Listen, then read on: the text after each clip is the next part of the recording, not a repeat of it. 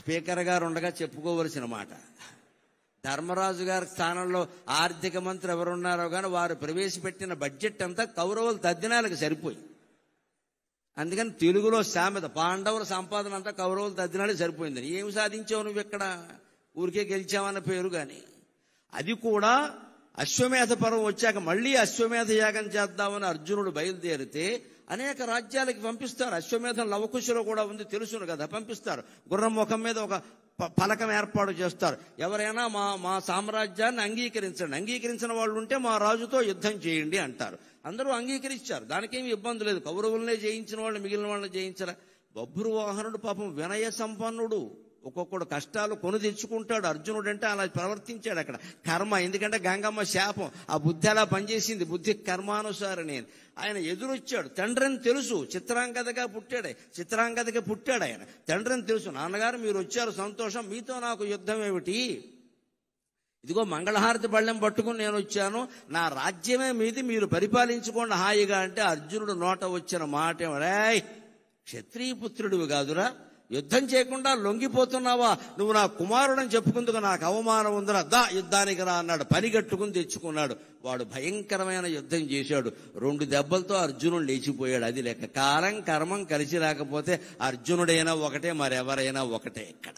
అందుకని మన ఇష్టం వచ్చినట్టు మాట్లాడకూడదు. ఎప్పుడు యుద్ధం చేసే సమయాలు వేరు, సంధి చేసే సమయాలు వేరు చేసుకోవాలి. అలా బభ్రువాహనుడి చేతిలో చనిపోవడానికి కారణం గంగమ్మ శాపం. ఆ గంగమ్మ భీష్ముడు చనిపోయినప్పుడు పడిన బాధ మళ్ళీ ఎప్పుడు పోయి ఉంటుంది అంటే ఎన్టీ రామారావు గారు భీష్ముడుగా నటించిన తర్వాత పోయి ఉంటుంది ఖచ్చితంగా.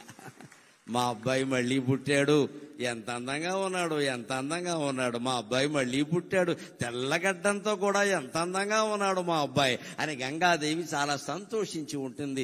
రాయలై చిత్ర సామ్రాజ్యము నేనుచో అష్టదిగ్గజ కవులు అవని దిగరే. ఆయన శ్రీకృష్ణదేవరాయలై మహామంత్రి తిమ్మరసులో గాని, తెనాలి రామకృష్ణ చిత్రంలో గాని అనేక చిత్రాల్లో కృష్ణదేవరాయల పాత్ర ధరించి ఇలా అని ఒక్కసారి ఈ ఎడమ చెయ్యి మీసం మీదకి వెళ్ళింది అంటే తెలుగు జాతి మొత్తం పరవశించిపోయే సన్నివేశం అండి.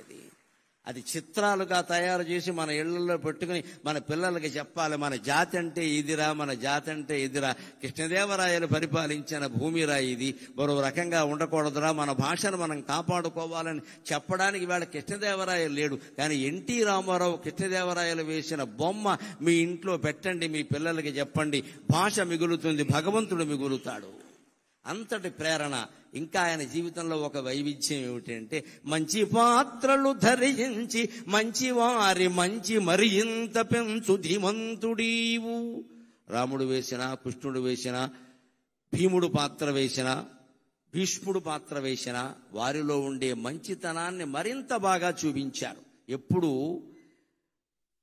శాస్త్రంలో ఒక మాట ఉంటుంది, అర్థవాదం అంటారు. మన పురాణాలన్నీ అర్థవాదం ప్రకారమే ఉంటాయి. అర్థవాదం అంటే ఏమిటంటే ప్రజల చేత ఏ పని చేయించాలో దానికి కాస్త నమ్మకాలు అన్నీ జోడించి ఘాటుగా చెప్తారు, నాటుకునేలా చెప్తారు. అది పూర్తిగా నిజం కాదు, అది అర్థవాదం. దాని పేరే అర్థవాదం, సగమే నిజమని. కానీ ఎందుకు చెబుతారు అంటే ఒకడు దుఃఖపడుతున్నాడు, వాడు దుఃఖం పోవాలి. నువ్వు తత్వజ్ఞానం బోధిస్తే వాడికి ఎక్కదు. కానీ బాబు ఇక్కడ పట్టాపురంలో సత్యనారాయణ స్వామి గుడి ఉంది, రోజు ఒక 100 సార్లు, ఒక 10 సార్లు ప్రదక్షిణం చేయి, ఒక 40 రోజులు ఖచ్చితంగా చేయి, సత్యనారాయణ స్వామి నీ దుఃఖాన్ని తొలగిస్తాడు అంటే తొలగించకపోవడం సత్యనారాయణ స్వామి బాధ్యత. కానీ ముందు వీడు మనస్సులో ఉండే బాధ సగం తగ్గిపోతుందండి. అది దాని ప్రయోజనం. ఇది అందరూ అంగీకరించే విషయం. దీన్నే పురాణాల్లో అర్థవాదం అంటారు. అది పూర్తిగా మోక్షాన్ని ఇవ్వదు, జ్ఞానాన్ని ఇవ్వదు, కానీ మనిషి దుఃఖాన్ని ఉపశమింపజేస్తుంది. మనం రోగంతో బాధపడుతున్నప్పుడు మందులు వాడుతున్నా తగ్గకపోవచ్చమ్మా, కానీ ఆత్మీయులైన వారు ఎవరన్నా వచ్చి పలకరిస్తే తగ్గినట్టుగా ఉండట్లా. వాళ్ళు వెడుతుంటే అత్తయ్య రాక వచ్చావు, కాసేపు కూర్చో, 2 మాటలు మాట్లాడు, నీతో మాట్లాడుతుంటే నాకు తగ్గినట్టుగా ఉంది అని అనిపించట్లేదండి. అదే అర్థవాదం. ఆ అర్థవాదం ప్రకారం ఎలా ఉంటుందంటే మీరు మంచి చేయించాలి అంటే మంచి మనిషిలో ఉండే మంచిని పెంచండి, బాగా పెంచండి. ఇంకొంచెం మీరు అబద్ధం చెప్పినా ఏం పర్వాలేదు, పురాణాల్లో లేనిది చెప్పినా తప్పేం లేదు, సమాజం బాగుపడటం కోసం చెప్పాం. అలాగే చెడ్డ పాత్రల ప్రభావం సమాజం మీద లేకుండా ఉండాలి అంటే ఆ పాత్రల్లో ఉండే చెడుని వీలైనంత తొలగించి మంచి చూపిస్తే సమాజం బాగుంటుంది. ఇది రామారావు గారి ఉద్దేశం. ఆయన మంచి పాత్రల్లో ఉండే మంచిని పెంచేశాడు. చెడ్డ పాత్రలు ధరించి చెడును కూడా మంచిగా మార్చి పెన్మాయవీవు. మనం ఆయన శ్రీమద్ విరాట పర్వం చూస్తే కీచకుడు కూడా మంచివాడేనా అనిపిస్తుంది. దానవీర సూరకర్ణ చూస్తే కర్ణుడు ఇంత అద్భుతమైన వాడా అనిపిస్తుంది. దుర్యోధనుడు ఇంతకంటే ఇంత గొప్పవాడా అనిపిస్తుంది. వారిలో ఉండే మానవతా కోణాన్ని ప్రత్యేకంగా ప్రదర్శించాడు ఆయన. మొత్తం మీద రామారావు గారి ఉద్దేశం సమాజం బాగుండడం, సమాజం బాగుండడం, సమాజం బాగుండడం. పెంచవలసిన దాన్ని పెంచాలి, నిందించవలసిన దాన్ని నిందించాలి, కొంచెం తీవ్రంగానే చెయ్యాలి దాన్ని. అప్పుడే సమాజం మీద ప్రభావం ఉంటుంది ఖచ్చితంగా.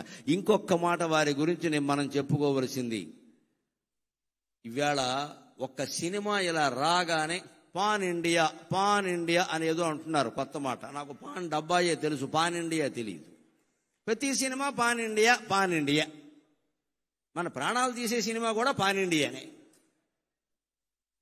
ఆయన బతికినంత కాలంలో నువ్వు కృష్ణుడు పాత్ర హిందీలో వెయ్యండి, రాముడు పాత్ర హిందీలో వెయ్యండి, మేము తీస్తామని ₹1 కోటి ఇస్తామన్నారు. ఆ రోజుల్లో ₹1 కోటి చాలా ఎక్కువ అండి. 70లో ₹1 కోటి అంటే ఏమిటమ్మా, చాలా ఎక్కువ. ఆయన ఏమన్నారంటే, నాకు సన్నిహితుల ద్వారా తెలిసిన మాట, కోటి ఎందుకండి, తెలుగులో తీయండి, 10 లక్షలు ఇవ్వండి చేస్తానని చెప్పాడు. మీరే నిర్మాతలుగా ఉండి తెలుగులో తీయండి, ఇంకా శ్రీకృష్ణుడికి సంబంధించి బోల్డు కథలు రావాలి, రాముడికి సంబంధించి బోల్డు కథలు రావాలి. తెలుగులో తీయండి, నా భాషకి మేలు జరుగుతుంది, నా వాచకం ద్వారా నా భాషకి మేలు జరగాలి, నాకు కాదు అని కోరుకున్న మహానుభావుడండి ఎన్టీఆర్. కోటి నాకు అక్కర్లేదు, నా భాషలో తీయండి. ₹1 కోటి ఏమైనా తక్కువ, ఎవరు వదులుకుంటారండి? ఆవేళ ఇవాళ కోటి లెక్క లేకపోవచ్చమ్మా, ఆవేళ ఎంత లెక్క, అది 70లో కోట్లంటే ఎంత లెక్క. అంత పద్ధతిగా ఉండేవాడు ఆయన. ఇంకొక మాట, ముఖ్యంగా నన్ను ఆయన్ని అభిమానిని చేసింది ఏమిటంటే, ఆయన నటించిన పాత్రల్లో ఎవరికి తల వంచకు, ఎవరిని యాచించకు, గుండె బలమే నీ ఆయుధం, నిండు మనసే నీ ధనం. ఎవరికి తల వంచకు, ఎవరిని యాచించకు, జీవితమే ఒక వైకుంఠపాళి, నిజం తెలుసుకో భాయి. జీవితమే ఒక వైకుంఠపాళి, నిజం తెలుసుకో భాయి. ఎగరేసే నిచ్చెనలే కాదు, పడదోసే పాములు ఉంటాయి. చిరునవ్వులతో విషవలయాలను ఛేదించి ముందుకు పోవోయి, ఛేదించి ముందుకు పోవోయి. ఎవరికి తల వంచకు, ఎవరిని యాచించకు. ఇది నన్ను ఆయనకి అభిమానం చేసింది, ఆయనకి అభిమానం చేసింది.